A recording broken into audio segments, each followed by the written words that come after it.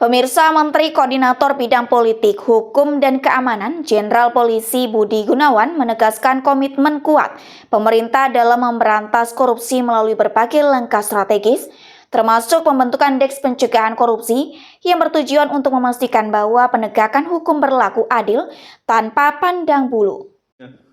Nah, ini kan seperti pemadam kebakaran, Pak. Bagaimana upaya yang mungkin lebih ke depan yang diharapkan dari Bapak Menko sebagai pejabat yang selama ini memang kita tahu sangat punya pengalaman dalam bidang hukum.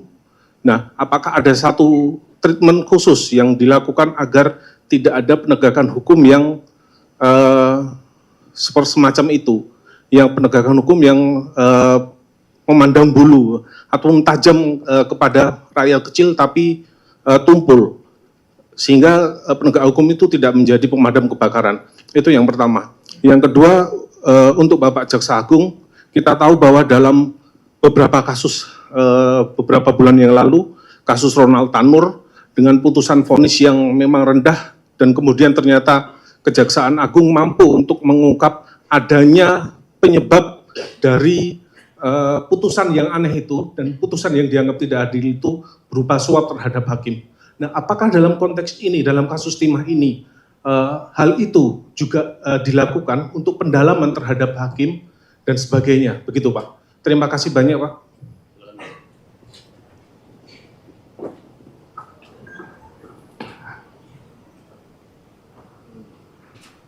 Yang pertama, bahwa Bapak Presiden sudah jelas di dalam arahnya kepada kita yang tergabung di dalam DES, pencegahan dan penanganan tindak pidana korupsi, bahwa penanganan terhadap tindak pidana korupsi harus tegas dan tanpa ragu-ragu. Nah, itu yang sedang kita kerjakan, dan sejak DES ini dibentuk, tadi sebagaimana yang telah disampaikan oleh Pak Jaksa Agung, ada 6,7 triliun rupiah yang sudah bisa diselamatkan. Uangnya ada dan sekarang ada di akun BRI. Khusus hari ini, kami dari DES, Pak Jaksa Agung akan tadi sudah mengumumkan 2 kasus korupsi yang terkait, pertama, tindak pidana korupsi tata kelola sawit dari tahun 2005 hingga 2024. Itu yang melibatkan ada tambahan 1 tersangka perorangan baru dengan 2 korporasi tersangka baru, dengan total kerugian kurang lebih 73,9 triliun kerugian negara yang bisa diselamatkan. Yang kedua, yang terkait dengan tata niaga timah, ada 7 korporasi baru yang tadi telah diumumkan dengan kerugian negara berjumlah kurang lebih 271 triliun rupiah, sehingga kalau di total itu berjumlah kurang lebih 344 triliun rupiah. Ini sebagai wujud komitmen dari pemerintah. Jadi istilah-istilah yang katanya ada yang mengistilahkan kalau penanganan korupsi itu tajam ke bawah, tumpul ke atas. Tunggu saja, kita banyak nanti episode-episode berikutnya yang akan kita umumkan begitu. Ini baru awal ya, baru awal, hasilnya sudah spektakuler. Dan pemerintah berkomitmen untuk terus memperkuat langkah-langkah penegakan hukum yang semakin responsif dan memenuhi rasa keadilan masyarakat, sehingga semuanya ada kepastian hukum dan memenuhi rasa keadilan masyarakat. Demikian yang bisa saya tambahkan. Silakan Pak Jaksa Agung kalau ada tambahan. Baik, pertanyaan untuk apakah tindakan seperti terhadap hakim yang melaksanakan Tanur, saya katakan iya. Cukup ya. Ada lagi dari Kompas? Ya, silakan Kompas. Selamat siang, perkenalkan saya Nanda Aprilia dari Kompas TV. Mau tanya ke Pak Menko dan juga pihak yang bisa menjawab terkait dengan pertanyaan ini. Mau tanya terkait tax amnesty Pak. atau pengampunan pajak. Ini tampaknya bisa menjadi upaya yang bisa menghambat niat ataupun cita-cita Pak Prabowo tentunya untuk pemberantasan korupsi.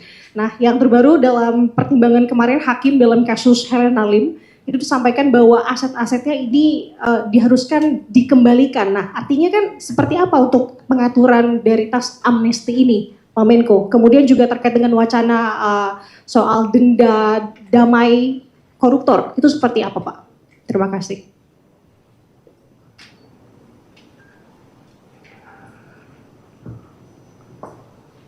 Oke rekan-rekan,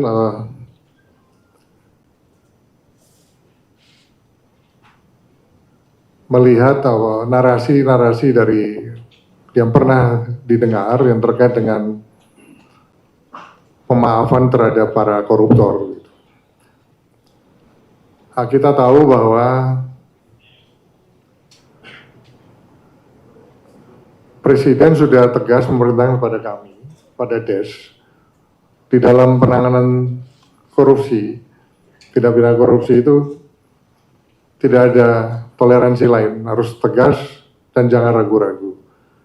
Karena kebocoran negara, baik itu yang terkait dengan pengelolaan anggaran negara maupun aset-aset kekayaan Indonesia yang dilarikan ke luar negeri itu sudah sangat luar biasa besarnya. Nah ini harus diselamatkan, harus dikembalikan ke negara, semuanya digunakan sepenuhnya untuk pembangunan nasional dan kesejahteraan masyarakat. Meskipun kita tahu bahwa Bapak Presiden itu mempunyai hak untuk memberikan pengampunan, bahwa itu melalui mekanisme gerasi, amnesti, dan abolisi. Namun, beliau menyampaikan bahwa tetap prinsipnya hukum harus ditegakkan. Hukum tetap harus dijalankan, pemberantasan korupsi harus dilaksanakan secara tegas dan terukur. Karena ini sangat menentukan program-program prioritas yang beliau canangkan bisa berjalan, termasuk pertumbuhan ekonomi 8%. Ini semuanya tergantung dari penegakan hukum yang dilakukan oleh DES. Jadi DES sebagai ujung tombak, ini memang betul-betul menjadi tumpuan daripada bangsa dan negara ini dalam rangka untuk mengembalikan marwah kita dalam melalui penegakan hukum di bidang tindak pidana korupsi secara tegas dan tanpa ragu-ragu. Saya rasa itu dari saya. Yang terkait dengan teks amnesti tadi ditanyakan, sedang dirumuskan. Kita tahu ada teks amnesti 1 dan 2. Yang ke depan, ini salah satu mekanisme yang memang sedang disiapkan untuk memberi ruang sebagaimana yang telah disampaikan oleh Bapak Presiden, mereka-mereka yang ingin mengembalikan hasil-hasil kekayaan mereka yang ada, baik itu di dalam dan di luar negeri melalui mekanisme tax amnesty. Kita tunggu saja nanti seperti apa rumusannya yang sedang digodok oleh Kemenko Ekonomi dan Kementerian Keuangan.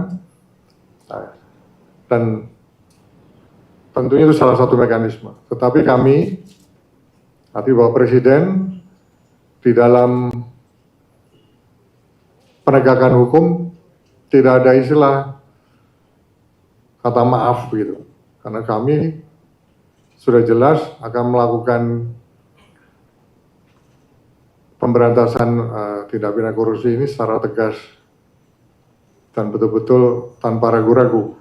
Tidak ada tebang pilih, tidak ada politisasi hukum, dan akan ada nanti episode-episode selanjutnya. Tentu yang menjadi target DES adalah yang besar-besar begitu, bukan yang ukuran ya yang kecil-kecil begitu ya, karena ini kan menyangkut untuk mengembalikan aset dan devisa negara kembali ke negara kita. Kalau ada tambahan Pak Jeffrey. Pemirsa, jangan lupa ikuti terus berita menarik dan terupdate lainnya dengan cara like and share di seluruh akun BI TV. Saya Putri Perwitasari pamit undur diri dari hadapan Anda. Terima kasih dan sampai jumpa.